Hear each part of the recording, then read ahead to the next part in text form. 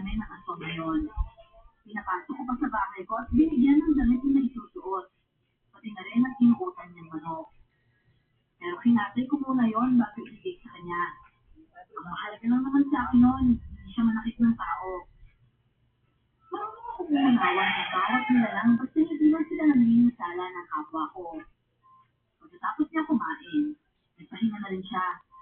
Ako naman ay dinugod ko lang ang hinihingi kong tuba.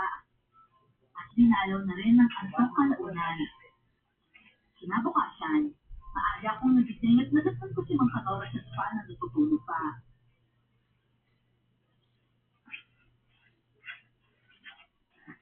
Inaasok din pala yung mga aswang. Bagay, kasi kamanta ako siya. Makapagpakulo na nga lang muna ng tubig.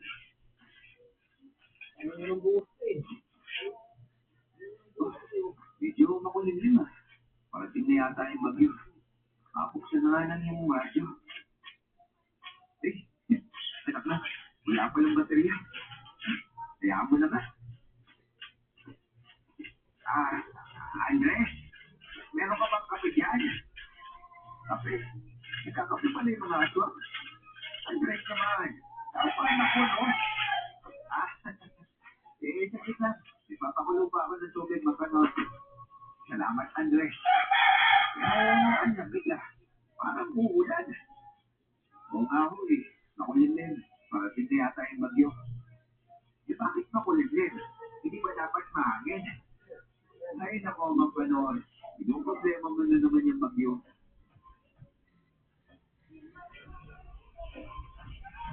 Pero sandali na paglilipay, kumisip ko na noon ang pinakulong kong tubig. Narinig ko ako sa mayon na pintuan ng bahay ko. Si Mang Kanora ang unang nakapansin nito bago ako. Andres? Andres, nandiyan ka ba? Oh, Andres. May bisita ka yata. Unang bisita kayo umaga. Parang yung friend niya yan. Parang may nangyari ulit sa anak niya. Ay, naku. Magkano? Magkapi ka na lang. Napapagi ko na lang muna itong unang pasyente ko ngayong araw. O siya, sige. Pero, Andres, huwag ka magbubuhay ito tungkol sa... Oo, ano ko, magkano? Andres? Andres, nandiyan ka ba? Oo, bigyan ako.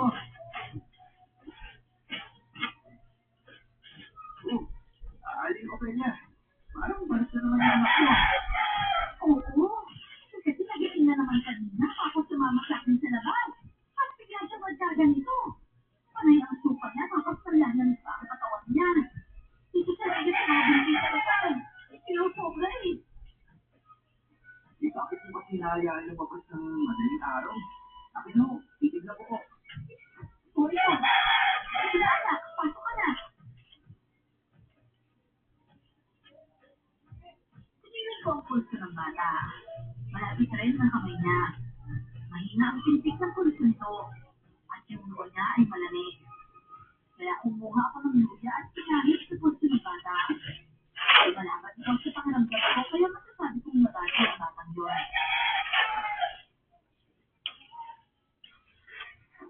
Ano, Andres? Malaki na naman ba siya ulit?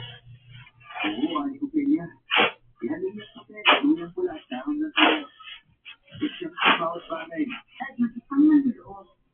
Malaki ang posibilidad na ang sakit ng taong ginagawa ko mapupunta na sa akin. Hindi ito hawak kung isa sa mga nangyayari sa pinag-aagilano ka. Ang sakit na inaalis mo sa katawan ng pasyente. Magsibinig ba sa'yo? Kaya ang paraan para maluwasan ito. Ang pag-aabot nito ay dapat ilabas ng pasyente bago mo ito kunin mula sa pinagdasa niya. At mas mabisa ang mga lumagbalya.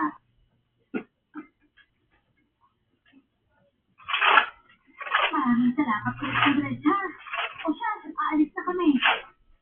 O sige, bilisan nyo kasi parang babagsak sa huli ulan. O siya, sige. Ibilisan na lang namin. Tara na, anak. Ito pong bahay mo. Ay, naku. Ayan pala rin tayo. Naku, salamat, ha? Putol po yung hawakan niyo pero magagamit pa naman ho. Sige mo, mamaya bubuhusin at mahihirapan pa kayo muna. At saka niligpit ang lagayan nito. Nahit ko lang ang dapat ayusin doon sa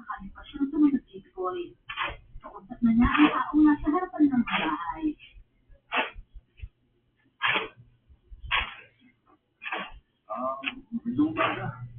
Ano ba yung bahay ng albularyo? Opo, kuya. Ito po yun. Papakain na po siya ng manok. Okay, nandito na ako. Ano mo yun? Ikaw pa yung albularyo? Ako nga po yun. Bigyan naman po kayo. Oo, sana. Hindi ko tayo hulaan kung nasaan yung mga tao nawawala. Hulaan po kung nasaan yung tao nawawala. Hulaan po ako siya. Hindi ko makuhula. Ako kasi, yung kasama ko nawawala. Kaya ako sabi niya sa akin na kaya ito gawin na albularyo. Nilalagay sa baso tapos dito.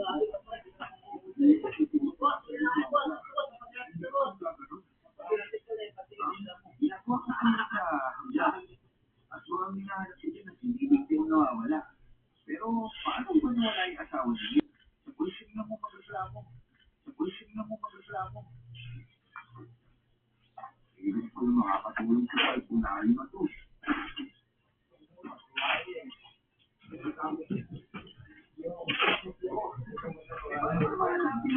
Hindi naman asol yun. Wala na kuya, umalis na siya. Nakakatawa naman yun kuya. Pinagkas lang sa akin pero masaya ko lagi nagre-reklamo. Kaya natin. Baka hindi kasi siya matulungan ng mga pulis. Napakasakali sa albularyo. Anong gawin nun ang lahi? Sobrang malignan sa pakiramdam, kaya nito sa kami magkapatid na pumasok na lang. Lumalakas na rin noon ang hangin, kaya nagsarili kami ng bintana. Hindi naman matagal. Bumulos na ang malakas na ulan at kaunti-unti ay lumalakas lalo ang hangin.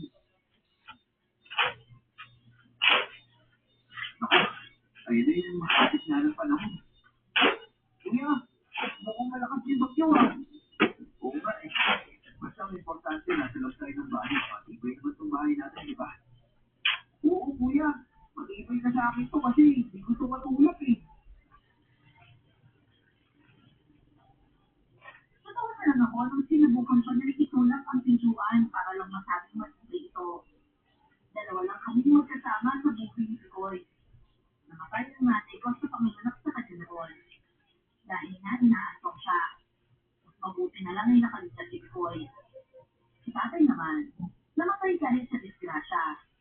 Nagputol siya ng puno ng kahoy noon at ang bagsak ng putol ay napunta sa kanya. Naalangan niya siya bumiwas kaya naman natuluyan. Pero meron naman kami mga kamag-anak. Yun nga lang, may kalayuan ang tirahan nila sa amin. Ang bahay kasi namin nasa gilid ng mahabang kalsada. Yung katabi ng ito ay mapunong bahagi. Pero sa bandang kaliwa nito, walang kabahay-bahay na makikita. Pero sa likuran namang banda ay mapunong bahagi at may mga bahay naman doon. 2 minuto ang layo kung lalakarin.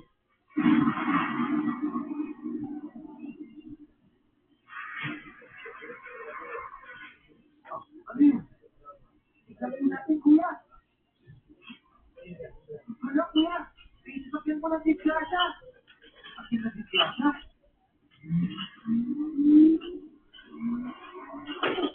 Mamadali po yata kuya kaya balik ka agad. Isasakyan yung sasakyan no? Ano nangyari? Ang trabaho niya rin na sino wala na ulit yung malangga.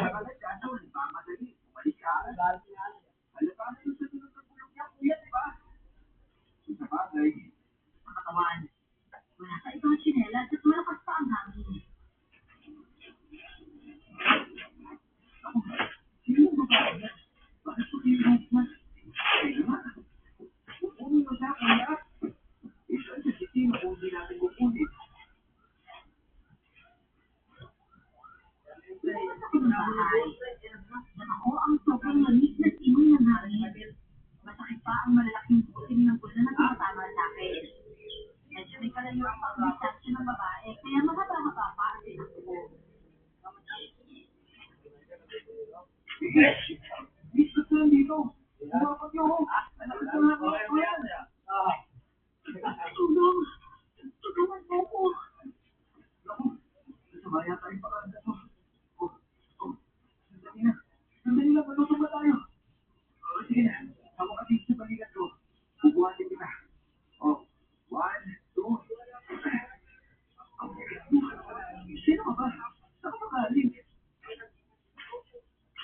Ang bigat mo.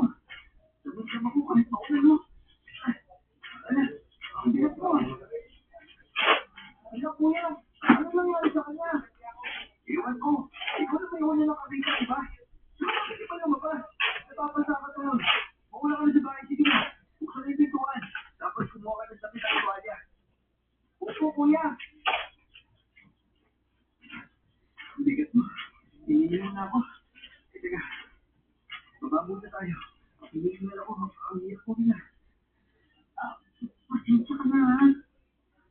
Nako. Ayos lang yan. Walang kaso yun. Pagkikit-pikit ko ng mata niya. Tapos dumuduyan pa siya kapag nakatayo. Nang maayos na ang Buka muna. Ikoy. Ito ka niya. Ito po, kuya. Kanya, kuya. Grabe. Para siyang diwata. Ang puti-puti ng buhok niya. Saka yung kilig ng mata niya, kuya. O, magulang niya pa. Tapos, ang ganda niya pa. Grabe. Ikoy. Hinihilan na siya, o. Makikita mo, diba? Oo po. Kaya nga huwag ka maingay dyan. Umuha ka ng gabi sa loob. Hindi mahaba. Saka, naku, wala ka pong kaloob. Saka, Krito, kumuha ka na. Ha? Papasot ko sa kanya yung gusto, kuya? Eh, bakit? Eh, pati ka ba ipapasot sa kanya? Wala. Eh, di, mo na lang talaga, kuya. Oo nga. Tapos, kumuha ka. Ito mo, nilalapit dito. Ikaw na bahala, ah. Pwede ba makahingi ng ibig? Balikan na ko. Tama ka. Teka, kukuha ako. Tumakbo ko sa kusina sa kumuha ko ng tubig. Nung pagkakataon na yun, sabi kong mahirap pag-alaga ng babae. Lalo na ang bata ng lalo. Pero kung kumisyon, bumalik sa kanya dala ang isang baso na may maligagam na tubig.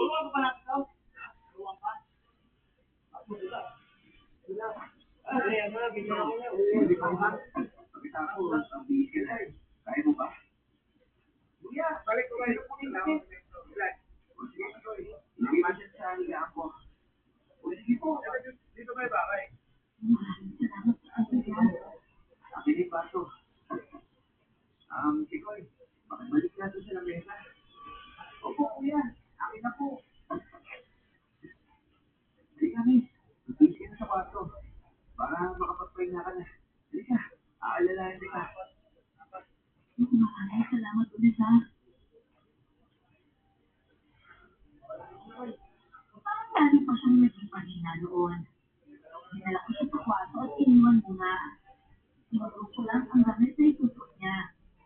Para sukapin sa kabila ng kahinaan niya. Dahil niya namang magkabit ng gabi. Tinutusan ko naman si Ikoy at inandaya ang tanghalian. Sumunod naman siya at hinintay ko lang na makatapos ang babae sa pagbibigay. Hanggang sa naman ko, yung paghawak na sa pintuan. Nalipit dito. Hey, tapos ka na ba? Oo. Tara, ito ang alam niya. Oo, pagdali na daw. Sabi niya, ito nga naman ang pinito ko. Joke lang, kuya. Loko kang bata ka. Kuya, si Ate Jinky po. Sabi niya kasi, kung inutos niya yung apelido mo sa pangalan niya, maganda daw yung tulog. Ang ipekti yung pakwan yun, ah. Sabihin mo sa kanya kapag sinabi niya ulit yun, lagot siya sa akin. Hindi po, kuya. Kuhain ka na po.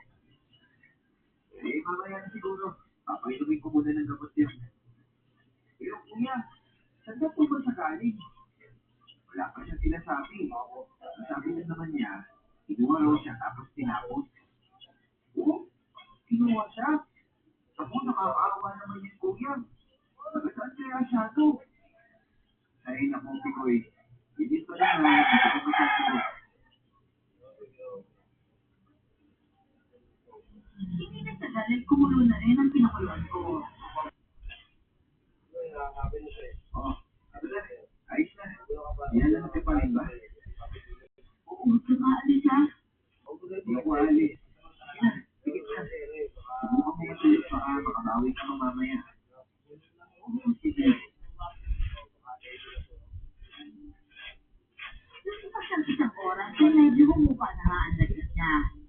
Nakatulog na rin siya noon at hindi naman ako umalis. Hanggang sa tumapit na ang alas 5 ng hapon.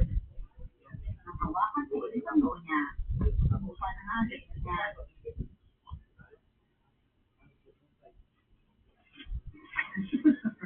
Pagpilihan na ano? Ako ba talaga yung gamot ko ah? Sila kuya, ba't ko siya nailakat? Yung kasi tanggalin ng lagnat niya eh. Masyado siya nilalamig. Pati niya ako. Kapagpilihan lang yan ah. Bakit mo kinakal? Bakit na yan? Parang temperatura niya ito kanina. Tumaas kasi eh. Bumaba na ulit kaya ganyan. Hindi ko ito ginawa. Tataas yung lagnat niya. Pero, ayaw. Kawawa naman siya. Pagsasakin na lang po ako. Mag-aalasin ko na lang hapon eh. Oo nga pala, no? May magluluto pala ako ng ulam na pwede sa kanya. Ulan pa, kuya eh. Pero wala na yung lakas ng hangin. Malakas yung bagyo. Hindi ka naman. Nagduman siya eh. Pwede ko mag-iwan. Bumabalik ko noon at iniwan ng babae sa silikaan. Nilagyan ko lang ng una ng inalisan kong pwesto at sinayot ang bilog niya. Tulad nga ng sabi ni Joy, wala ng hangin kaya lumakas ako na nakatulip lang ng plastic na kabuno. Nakita ko sa kulungan ng mga manok. Nakali ko yung lang ng ito sa humupo siya. Sinali ko lang yan sa loob ng bahay. Saka kumuha ng malunggay at papayang hilaw na nasa bakuran lang din namin.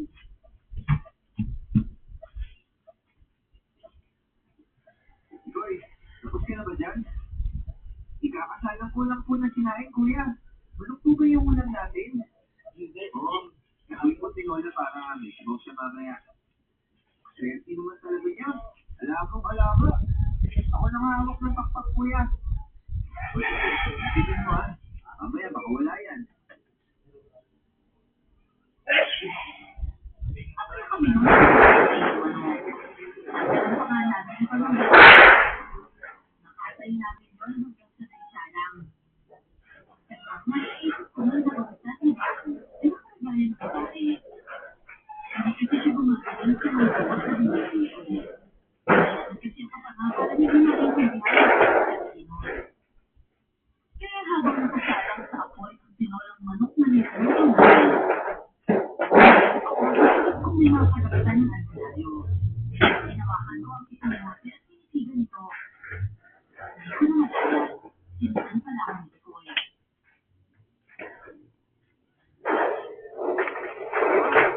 Bakit ko hawak yung bote na yan? Di ba ginagamit din para maalis yung yan sa katawan ng mga tao? Hindi kasi tumatalas yung gamit na pinainom ko sa kanya. Kahit yung palit at bawang, ipinainom ko sa kanya, gamot yung panlagnat. Yun yung gamot na pinagpasa ng mga gabay ko. Pero, tignan mo, may lagnat pa rin siya. Sinasabi mo kung nayagaw siya, kuya? Medyo. Kasi kapag nayagaw ang isang tao, hindi na medyo mararamdaman niya kung init. Magpapawag siya kasi nagutuloy yung asong sa loob niya. Kaya siya, nilalamig siya. Tapos sa akin, kaya medyo nagutuloy pa ako. Oo nga, kuya, no? Pero, paano ko nayagaw nga siya? Hindi gagawin ko niya para maalis yun. Kailangan ko sa tuyo. Kasi ibalik sa kanila. Wawa siya. Hindi ko naranasan yung maayos na buhay. Sensitibo siyang babae. Lahat masilan sa kanya. Siguro, kuya, asong niya kumuha sa kanya, no? Siguro nga, Pigoy. Asong na may pagkasunod na tao. Hindi na ako kasi siya naging doktor eh. Pinag-experimentuan siya para makagawa ng gamot. Gamot para saan?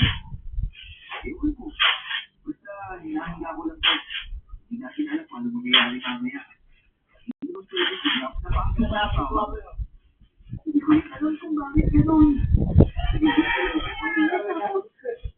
Tapos,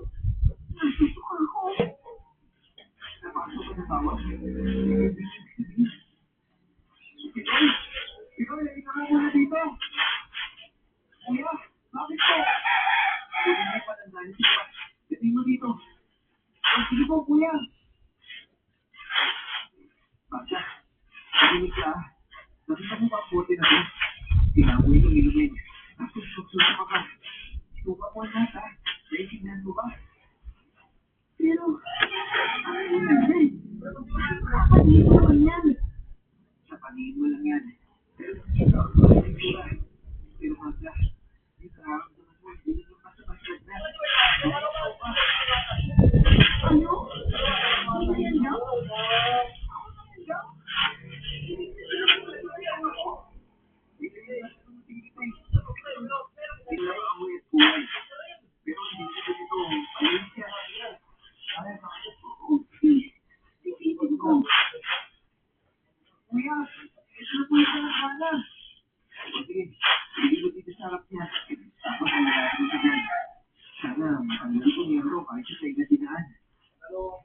Sige po, kuya. Mahirap ba talagang gamutin pag sa tenga yung yan daw? Sa totoo lang, Magdalena, ang yan ko sa tenga. Napakot na narinig siya, nakakatanggap ito. Di bali kung dalirong po kasi, hindi na alisin ito. Pero yung sa tenga, kahit sino albularyo yung nag-load nito. Pero, nagpapakasakali pa rin ako ngayon. Albularyo ka pala, Andres? Oo, at gagawin ko lang para matulungan ka. Pilimin mo na ito. Pigit mo sa pilimin mo lang. Sige, gagawin ko. Nakakadiri naman to, Andres. Tarugan niyo ako. Pagkakalik ko siya ng babae ito. Alis natin na, hindi mo natin galing sa katawan niya. Kailangan magpagupay tayo. Sige pa, Magda. Tuluan mo niya. Kuya, wala lumalabas. Cute sa show. Parang sigalit niya yung gamot sa labas. Wala naman mga sabang dito ko eh. Ay, nakakainis. Kasi na kasi. Magagawin ko. Hindi ako malakas sa gamot na yan eh. Andres, ano gagawin ko? Hindi na ito matandaan. Hindi. Kamaya ko pa nitong paraan. Pagkakalihin din naman Magdalena. Anong oras na ba? Alas 7 na po. Malapit na pagpili Magdalena. Alam mo oras, hindi ko na makukutuloy yung sarili mo. Magpapalit ka ng anyo at mananakit na. Ha? Pero, ano gagawin ko? Kung hindi matulog ako? Oo. Hindi mo makukutuloy ng sarili mo at mananakit ka. Kaya Magda, ito lang yung Nararamdaman ko malakas na. mas malakas. Sino mo yung pagpatay? Nasa pintuan siya. Andres! Andres! Basta na yung pinto! May nararamdaman akong kakaiba sa loob ng bahay mo! Andres! Magdalena, nararamdaman mo yung kapwa mo aswang? Ano? Aswang din siya eh. Yun yung sinasabi ko sa'yo kanina. Andres! Ikaw! Tingin mo po! Ano kuya? Pagbubuksan ko ba? Oo, sige. Mukhang kailangan ko yung tulong niya. O sige, kuya. Ganun, nandiyan na po ako.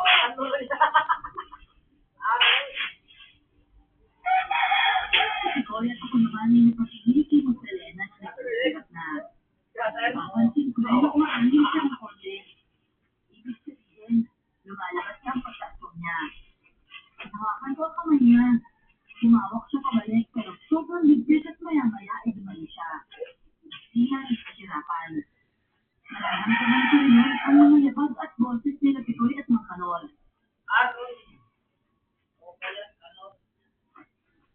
Nako, hindi natatanggal ang iyanggaw sa tenga.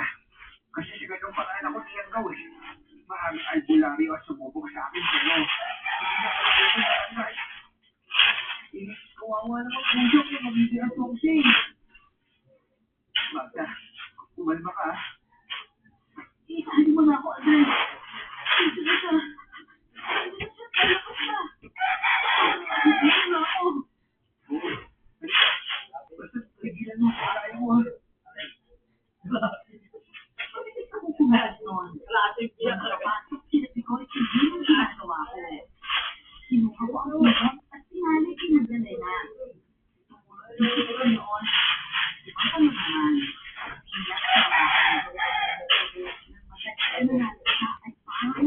kasi sa niya. Lumayas na talaga ang problema sa katawan niya.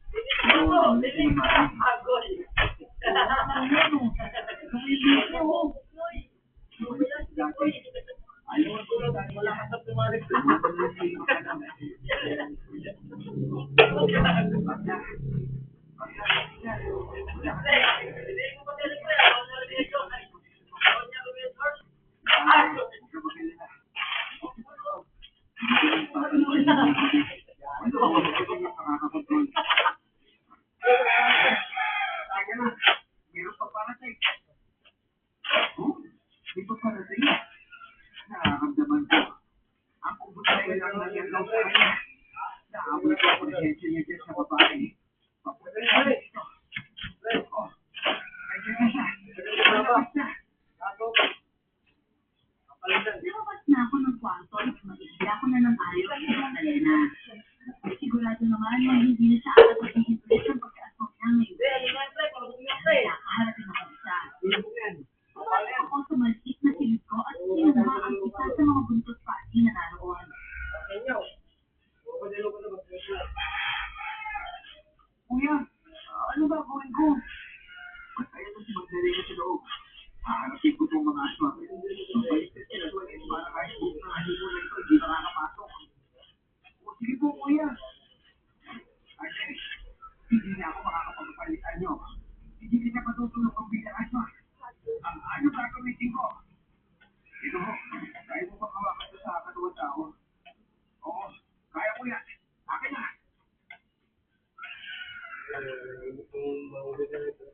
Binigyan ko siya ng buntot pagi rin. At lumabas ako noon dahil ang sasakyan yun sa kalsada. Dahil wala ng ulan, wala na rin sasakyan dumadaan sa kabibiman na gabi. Wala na rin mga kuligid sa palangitan, kaya nakapagbigay ng liwanag ng buwan. Kitang-kita ko ang puti niya sa dilim. Ang niya, parang yung kumot sa kanyang katawan. Kumakain amin pero hindi ako nagsasabi. Nagustuhan mo ba ikaw sa'yo, Andre? Mukhang involved ako kapatid mo, kasama siya. Ikaw? Ikaw yung kumuha sa kanya. Gusto ko lang subukan gawin at wala isang babae may problema sa balat. Matapang-amoy yung dugo niya. Ibig sabihin kapag ginawa ko sa kanya, malakas siya at maghihirapan ka. Hindi yung mangyayari. Hindi mo siya nagawang bukasyon. Tumalpak ka! Ano? Sa madaling salita, hindi siya naging buo. Walang hiya ka. Pero kahit na, may ginagawa pa rin siya. Oo, at hindi siya makikilalaban ko kundi ikaw. Kung ginawa ko sa aso para makianggot ko, nagkakamali ka. Dahil sa ginawa ko sa kanya, maramay sa kanya ng siya, makilit na ang sinapit niya sa'yo. Katulad niya ginawa mo sa akin. Akala mo siguro magiging kalaban ako na albularyo. Nagkakamali ka. Dahil kami nayang daw ko. Sa albularyo kami kakampi. Hindi namin gusto mapiyaswang. Pakalain mo nga naman, no? Siya rin yun ang daw sa'yo. Sige, Andres. Kundi yung tatay niya. Tanda ako, di ba? Tanda din ang tatay niya. Isabi mo siya. Pero magkama pa rin sila. Parehas lang yun. Pinabit din ako sa nata laban sa lolo mo noon. Ngunit hindi sila nagtagumpay. Kalaunan na eh, nagsabi puwersa kami ng lolo mo. Kaya napatay namin ang tatay niya. At dahil doon ay pinagsigaw na ni Andre. Dahil kasalanan ng lolo mo. Kasama sana ang kapatid mo siya pero sadyang hirap kang kalabanin ako. Gawin ng tatay ko. Dahil nakaprotect din ako sa inyo. Hirap na ako sa tatay mo. At hanggang ngayon, puprotektahan ko kayo laban sa babae yan. Maraming salamat pa kayo. Ay kung ano hindi, kaya kong protektahan ang sarili namin. Pero dahil sa kapita, patayin na natin ito. Hindi mo po kami, Andre. Nakita mo yung mga buko. Yung gipin ka yan. At suunahin natin yung kapatid mo sa loob ng bahay. Ikoy! Iwala! Ikoy! Bakit hindi ako yung harapin mo? Ano mo wala kaya? Relax ka lang. Manood ka muna. Wala nood-nood sa akin. Susugod na ako! Mapatay kita rin niya! Yan ay kung makagawa mo. Kahit subok na yan. Hoy, ikaw! Kailan ba kaya mo? Alam mo ko lumapit sa'yo! Dahil takot ka sa punyang pari ko! Pero ito, sa tingin mo, makakatakas ka dito! Hindi. Teka, ano gagawin mo? Kumalma ka lang! Hindi ko lighter! Lakas na buyan ito! Pinuto yung buhok ko. Ayos ka talaga. Ito sa'yo. Shopping ka! Huwag ka magsalita! Ay, ang sakit na. Ayos na yung tumakas. Suwag ka pala eh. Hindi ko nakakagawa sa mga apoy na nakalaman sa kanya. Ano na po eh? Wala naman ako dyan ng apoy ah. Sige ko, ikasabing ka na.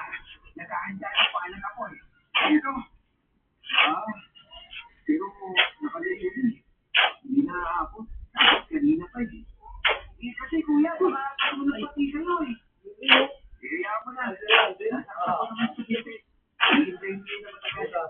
Ano pa rin ito? Abay, Andres. Talagang hindi ka nakakatawa ng sorpresa. Ingat ka. Dahil hindi ka maaaring mapatay na ngayon.